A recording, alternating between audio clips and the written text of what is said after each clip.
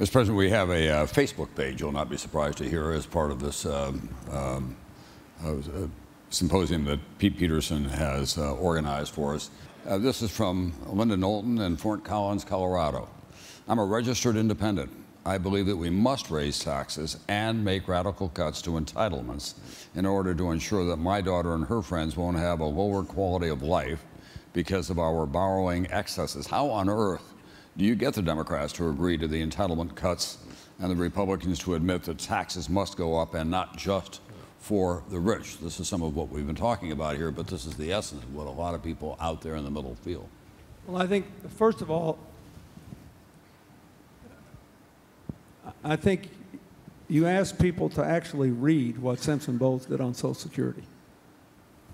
You should read it. I've read every word of the Simpson Bowles report. If you haven't read it, you should read it. And on the corporate tax reform thing, for example, I agree with what they did. They would raise slightly more money by flattening rates. The one thing they want to do that I disagree with is get rid of the R&D tax credit. I think that's a mistake. We're already 17th in the world in the generosity of our research and development tax credit, and we're trying to get high-end manufacturing back to America. We're getting a lot of it. And manufacturers increasingly like to have R&D done at the site where they do manufacturing. But otherwise, I think, you know, those two things are good. On the Medicare entitlement, you have two problems there. One is demographic. If the baby boomers consume health care at the same percentage of GDP our kids did, our parents did, we're sticking to our kids.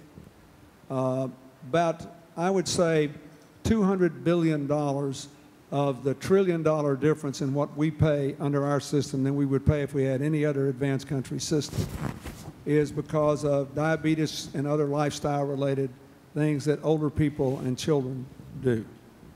So we have to deal with that. I think the Democrats, I think, could be induced to do some of that, to actually make changes in the law and the distribution system of food and what's being done in the schools. You already see a little of that would deal with that. About $500 billion of the difference is because we still pay for procedure and not for performance. But one of the reasons I don't want this health care bill to be repealed is at least it has the germ in it of these accountable care organizations which are paying for performance and not for procedure. And there are lots of them around the country now that have far lower inflation than overall. Then about $30 billion of the difference is because of the way we finance health care with huge paperwork costs and cost shifting, which will be diminished under this new system. You know, we've already had $1.3 billion in healthcare premiums returned this year under the 85% rule. So I think the Democrats should be willing to gamble that the ideas that are just floating around but not pushed through in this budget. The difference in the Obama plan and the one I passed is that mine had less government, but it did have a very hard healthcare budget because every other country in the world has one. And everybody said Bill Clinton's trying to ration health care. We ration health care every single day in America in millions of ways that we don't see. But the president, even with 60 votes to overcome the filibuster, couldn't get a budget through. I understood that, a budget cap. So I think that we could get the Democrats into this if they thought that they weren't going to be accused of putting the country at risk by taking defense reductions that are basically related to ending the wars in Iraq and Afghanistan and shifting to more mobile forces like these special forces like the Navy SEALs that went after bin Laden. You know, there's a whole lot of effort now being exerted to training to figure out how we can deploy mobile forces even more quickly, where technology is going, and we don't need a Cold War military structure to do that.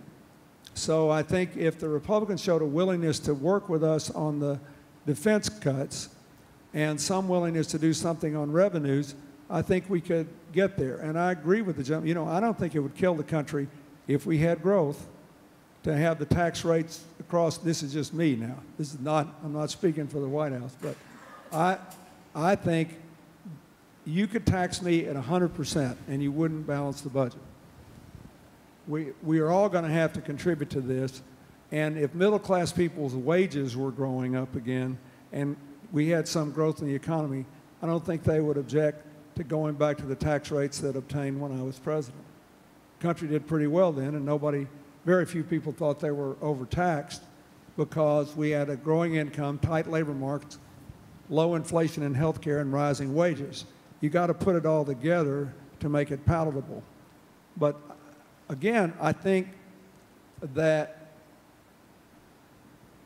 we can't be in a position where one of the negotiating partners says, that's non-negotiable. Not only will we not raise taxes, we want the Bush tax cuts, and we want more tax cuts, and we want the right to disregard what the Congressional Budget Office says that our budget will do to the bill. You can't do that. It's hard to have a deal if there's no arbiter.